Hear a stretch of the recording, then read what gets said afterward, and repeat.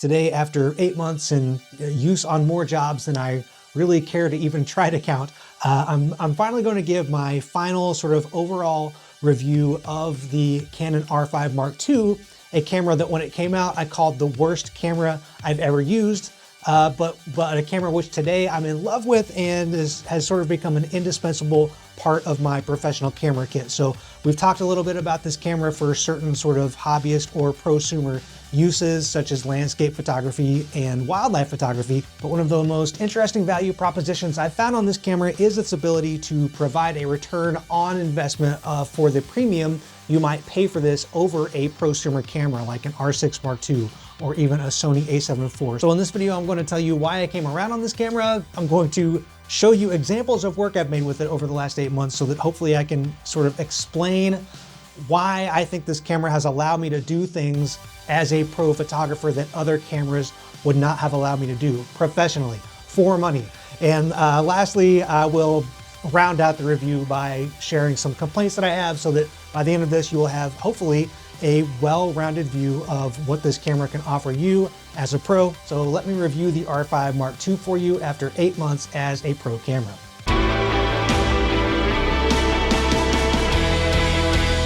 So like I said, I wasn't hot on the R5 Mark II when it was released. It filled a need that had existed in Canon's camera lineup for several years, and I was very frustrated and kind of, on the verge of just selling all my lenses and getting into some other camera system. So this camera didn't show up on my doorstep as the camera I needed that day. It showed up as the camera I needed like 2 years ago. Despite that, you still couldn't get the batteries for it. You couldn't get important accessories like this cooling grip. The camera was just sort of like not ready to go from a product availability standpoint. But then moreover, the first time I went out to use the camera, it was really glitchy and I kept getting all these like green screens and black screens and weird issues with the overlays. I wasn't really happy about that, and I made a review video stating as much.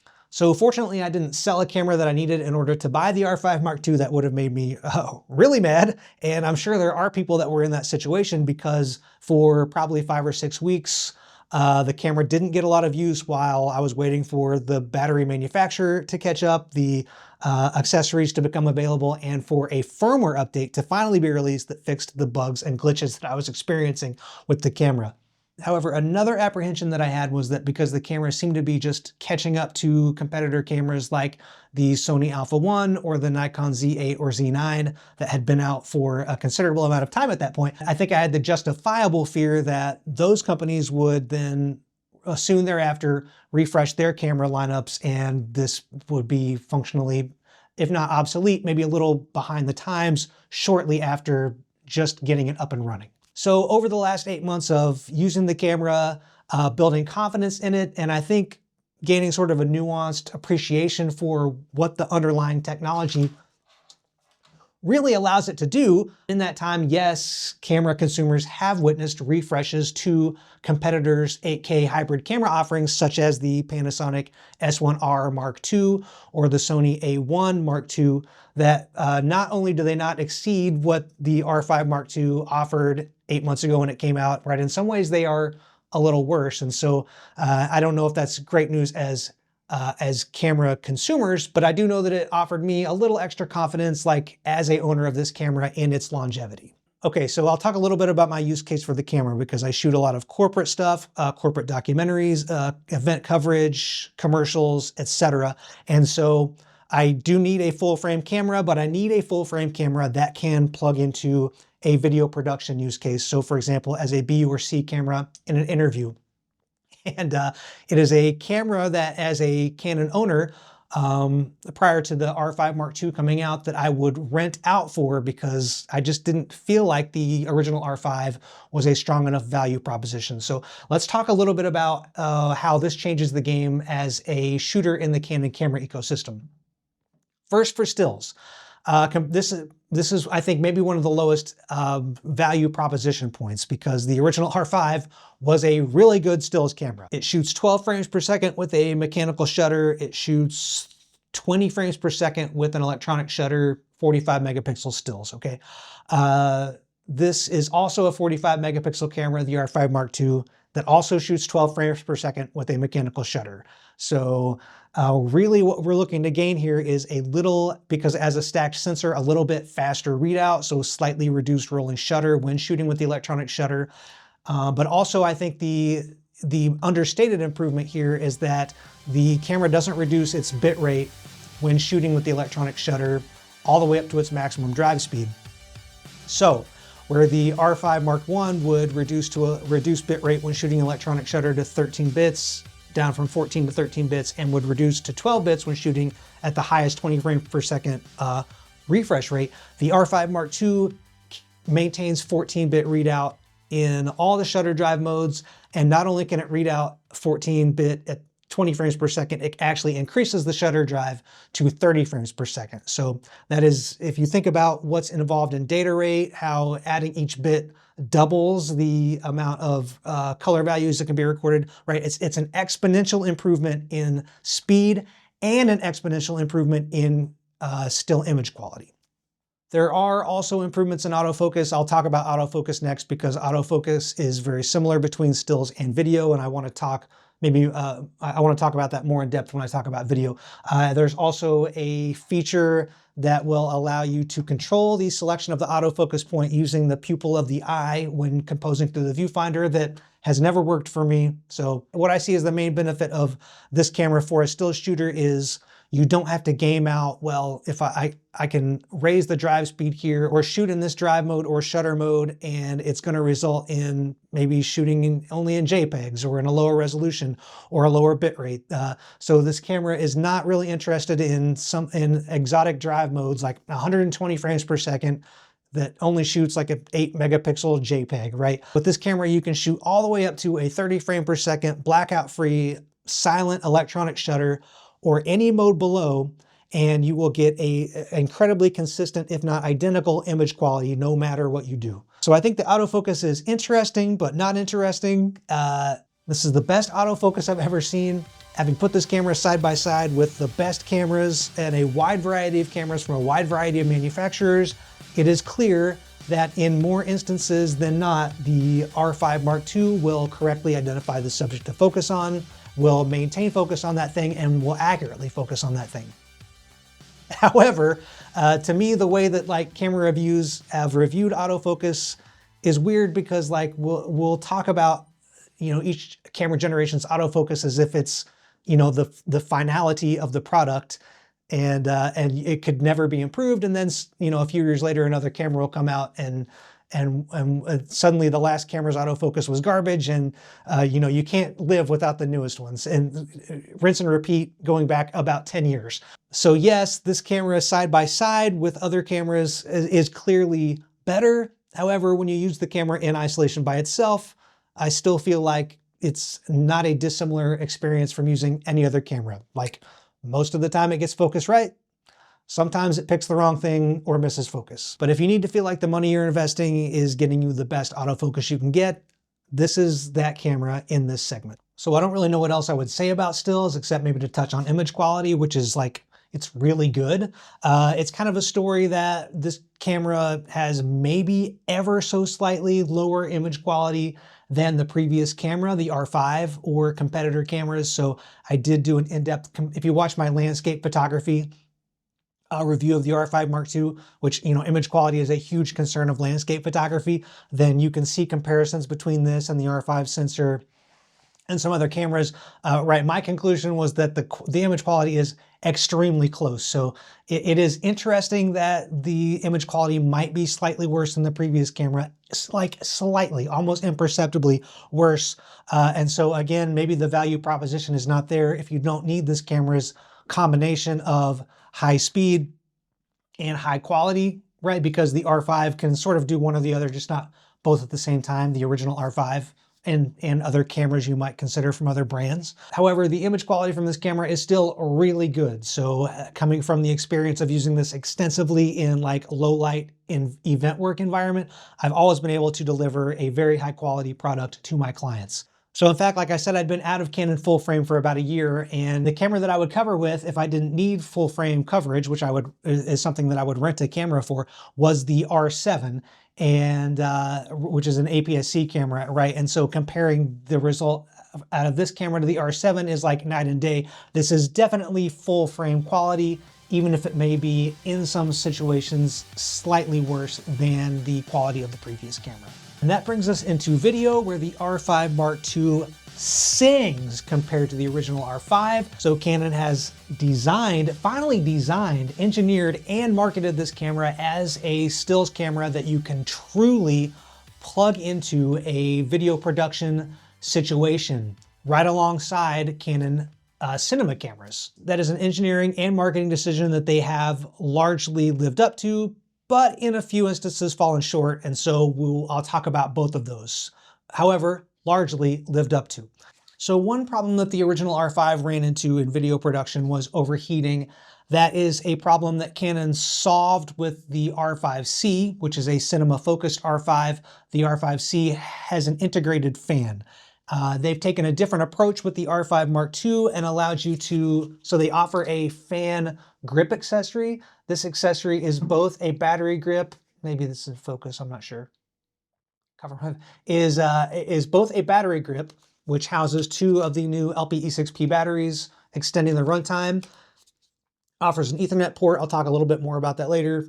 And also, actually, we'll talk about more about this accessory later as well, because I have more complaints than praise about it. But the R5 Mark II without the fan accessory has extended runtimes over the original R5.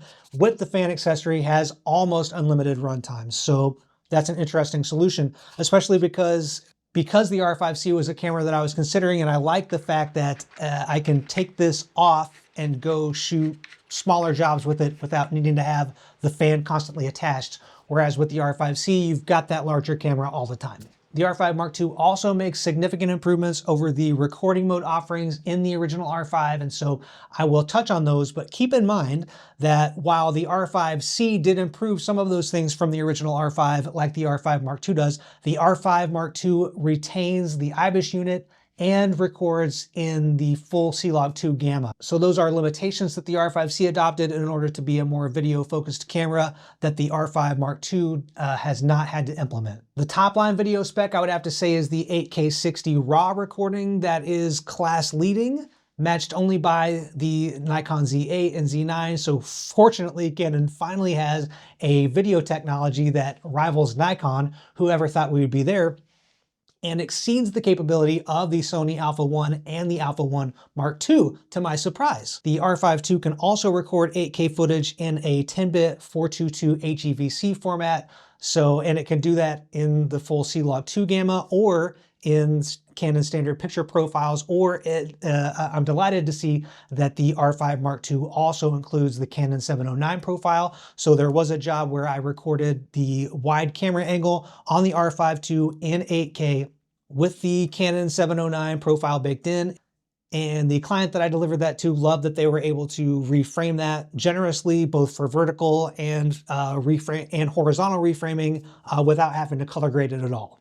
However, I think that client would have been just as happy to get Canon's 4K fine footage that samples the entire 8K sensor and squeezes it down into a very detailed, sharp 4K file that looks incredible. That's not necessarily an improvement over the original R5. In fact, it would have been great if the R5 Mark II had extended that up to the 60 frame per second frame rate. However, it's still available and looks great on the R5 Mark II, better than ever, in fact, because now you can shoot it in C-Log2.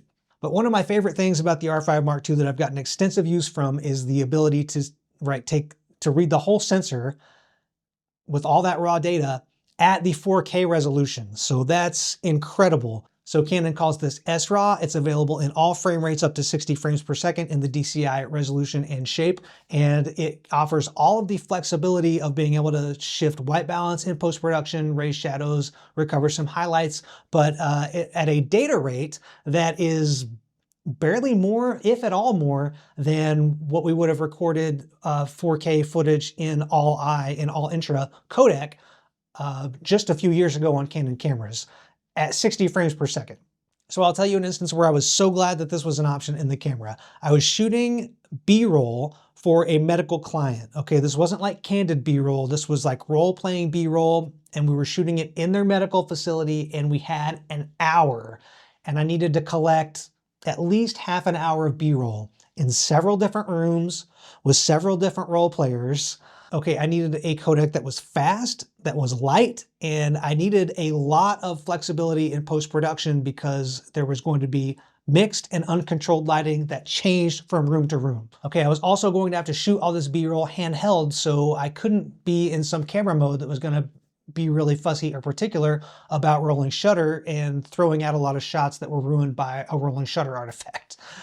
So I'm weighing through the options in the R5 Mark II, and I'm realizing this is like the perfect situation for this 4K 60 SRAW. I'm getting a low file size, a quick workflow, lots of flexibility with editing the files in post-production for all that mixed lighting situation. And I think this 4K 60 SRAW is reading out in like 12 milliseconds or something. So pretty confident hand holding the camera. And so I grabbed the R5 Mark II and like a 100-watt light on a stand, and we run from room to room to room around this medical facility for the 1 hour that we had, and I was able to deliver almost 45 minutes of B-roll for my client's project. Now, this is not something that would have been impossible to do with some other camera, but I think I would have struggled to come up with maybe 20, if I was really lucky, minutes of usable B-roll with either having to light the entire space or support the camera. So here, I'll show you an example actually. One of the role players walked from outside to a vestibule to a main room, and I had to re-expose and re-white balance this footage for each of those different situations, and also shooting through 2 different panes of glass, right? But I was able to take one piece of raw footage and re-expose and re-white balance this footage in DaVinci Resolve, and just sort of change the opacity to transition between. And in fact, cutting that whole thing together looked way better than I could have done with any 10-bit footage, and it only took a few minutes. So this was a game changer tech in this camera, having the ability to record raw footage quickly with minimal rolling shutter and low file size to deliver in this rushed and somewhat uncontrolled shooting environment to deliver a generous amount of footage. Okay, so other notes of praise for the camera: the image stabilization, especially in conjunction with Canon's image stabilized lenses, has been incredible, almost gimbal-like. I'll show you some startling examples of that. I don't really have any examples of it just utterly failing to meet my expectations, but in some instances, it was like shooting on a gimbal, just walking around with the camera. Very impressed with that. Frame rates are also great, in many instances class leading. 2K 240 frames per second, maybe it's HD 240 frames per second. At any rate, fantastic full frame class leading frame rate specs. We finally get a full-size HDMI port. That is an improvement from the original R5 and the R5C. 4-channel audio is huge. And when it comes to plugging the R5 Mark II into multi-camera video productions with Canon cinema cameras, right, I have a few notes for improvement on like the experience and the process and the workflow, but the video quality is impeccable, especially with C-Log 2 and the Canon Cinema Gamut, with no adjustment really required in DaVinci Resolve. Maybe a little bit to account for the lens, but the color match is incredibly accurate. And I think that ties together maybe the biggest thing that has just improved my impression of the camera since buying it, is that the R5 Mark II is just an amazing piece of video acquisition technology. And to fully explain how I feel about it, I have to state something a little controversial, which is that this camera feels like a little bit like a 14-bit camera to me. I'm not saying for sure it is, but what I will say is that when I did my comparison to look at the footage quality between the R5 Mark II and the R5C and the C70, and I pulled that footage into Canon's Cinema RAW development software, the R5 II footage said 14-bit, and the other two cameras' footage said 12-bit. That could be an error in that program alone, especially considering when all the footage says 12-bit in DaVinci Resolve. However, I've also happened to notice that the file size difference between the 4K footage from the R5 Mark II and the 4K footage from the C70 happens to differ in precisely the ratio of 12 to 14. And so while there is mixed reporting on the raw video bitrate, both from Canon and from reputable people who report on camera specifications, and there is no official statement of the raw video bitrate specification. Just looking at the way the highlights are handled in the sample footage comparisons that I made in my video quality review, which I'll link to in a card here, and we'll probably present those on screen, right? Just looking at those highlight areas, it really seems to me that if the R5 Mark II is not recording in 14-bit, it is at least doing acquisition in 14-bit.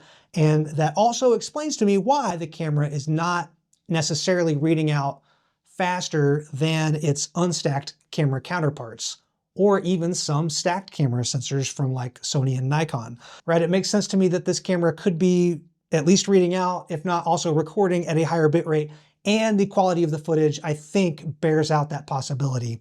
Which is all to say, if that's the route that Canon has taken, I'm very happy because the footage from this camera looks incredible, at least as good as, and in many instances, better than the video quality from my Canon cinema cameras.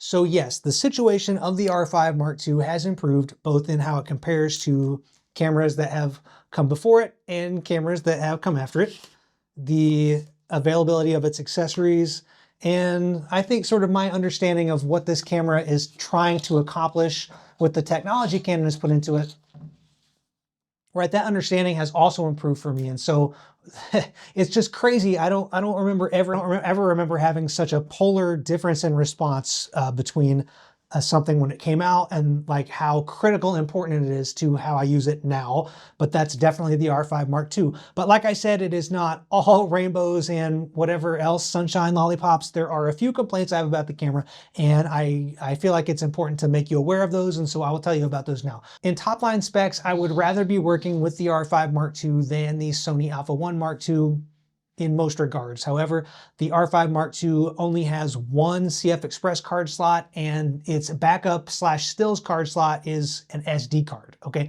So that is going to be an impediment in some instances if you want to create redundant backups that are identical to the primary media.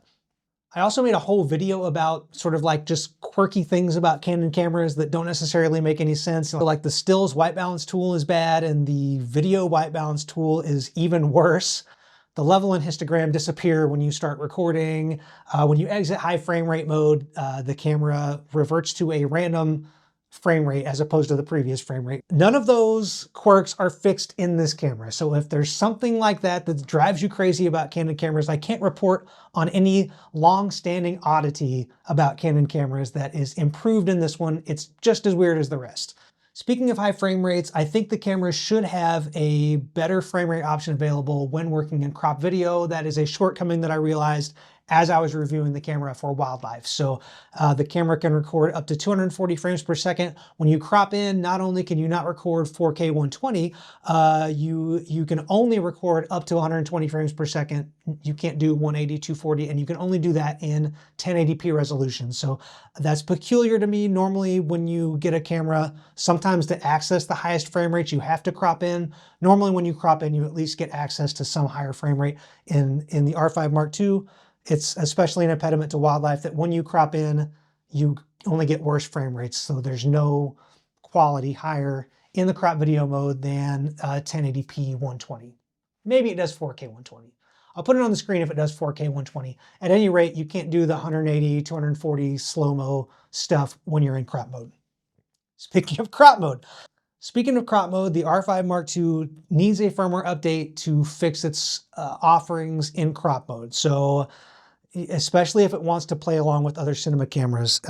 So most cameras, cinema cameras especially, but even most hybrid cameras, when you put them into crop mode, right, it really opens up the availability of what they can do. And so if a camera is a really good full frame video camera, it's a like hot rod Super 35 video camera built into every full frame camera. The R5 Mark II, for some reason, is not like that. So when you go into crop mode, you can shoot 4K up to 60 frames per second. There's no 6K option when shooting in crop mode, even though cropping down to Super 35 does window down to a 6K sensor area. And there's also no RAW shooting in crop mode. So for example, when you use the R5C in crop mode. It's basically like a Super 35 camera. You shoot Super 35, 6K RAW, et cetera, et cetera. The R5 II, you throw it into crop mode and it becomes kind of dumb. And so it makes it difficult to play along in, especially in a Super 35 cinema camera environment. A couple other things that would make the R5 Mark II work better playing alongside cinema cameras, an improvement in timecode. So I could say that this is just like Canon's previous cameras. The timecode is, I don't know what to say about it. It's like, it's a formality. It's a menu option that will allow you to record timecode instead of camera time. And you can sort of set it to zero it out in the menu, but you can't jam timecode into the R5 Mark II. So it's very limited in what it can do in a multi-camera production use case. So what needs to happen at the very least is if you have a timecode that device that can go into the headphone jack, you should be, the R5 Mark II should be able to understand that and set its timecode based on that input. And then you pull the device out and you can use the audio jack for sound. So this, for example, is how the Blackmagic Pocket Cinema cameras work. But if they wanted to go a step beyond that, the Canon R5 Mark II also has a lot of I/O, including USB. There's even a BNC port for flash sync if they wanted to get exotic, right? There are just like lots of options. They can even make an adapter and sell it. There's even Ethernet on this camera. Maybe I'll talk more about Ethernet. But the camera definitely needs to have a more sophisticated implementation of timecode than the previous Canon hybrid cameras if they want to market it as a camera that will plug into a multi-camera situation. So speaking of the Ethernet, timecode would be a great option there. I actually don't know what this can be used for. I'll look into live streaming. So if this can directly live stream to a server using a live stream key, I will put that in the video here. Aside from that, I don't know what this is for on this accessory. So this is the Ethernet port on the fan accessory attachment. But it would be so great if the R5 Mark II would speak Canon's XC protocol and the Ethernet port could be used to control and monitor the camera remotely over Ethernet on a computer. Right, I'd love to show that to a client instead of running a bunch of SDI and HDMI and wireless transmitters and stuff on some garbage looking monitor. I'd love to be showing clients a monitoring and control over Canon's XC protocol. So this is a video accessory. Let's make this a video port, Canon. Thank you. I also have a huge complaint with the operability of this fan accessory, but this isn't a video about that, but the only way to turn the fan on and off is to dive into the menu and turn it on and off, and it can't be set to an automatic setting to like turn on at a certain temperature and off at a certain temperature, like the fan in, I'm tempted to say other cameras, but really like the fan in anything ever, like your 1950s automobile. You have to go into the menu and turn the fan on and off manually, and you can't turn it on in the middle of a recording if the camera starts to overheat. You have to stop recording and then go in the menu and turn the fan on, so it sort of doesn't even do its intended thing of like enabling the camera to do extended uninterrupted recording. You have to interrupt the recording to turn this fan on. So there are lots of things there that I think could be fixed in firmware, or if not, there are improvements that I would like to see in an R5 Mark III, and maybe things that are helpful for you to be aware of if you're considering purchasing the camera. However, that wraps up all my complaints about the camera, because by and large, this has been a game changer for video production. It's something Canon has needed in their lineup for a long time, and I'm happy to say that not only does it bring my camera kit into capability with those of similar manufacturers, I think it exceeds it and has just blown open the doors for what I'm able to do in video productions and in hybrid productions where I need a camera to do stills and video, and I'm so glad I have it. And if you are considering buying it, I think you'd love it, and you should check it out via my affiliate links in the video description. Okay, hopefully this was helpful. We'll try to do something not gear related next time, but until I see you then, you guys keep an eye out and a foot forward. Thanks for watching. Bye. I'll close with my showreel. I just redid my showreel. It has lots of footage from the R5 Mark II. Enjoy that. See ya. And then you have your ham for curing and smoking. Awesome. So what had to happen? There had to be a chemical change. We're going to grow our economy, and we are doing what we said we would do. We'll take your basic information and schedule you for your initial visit.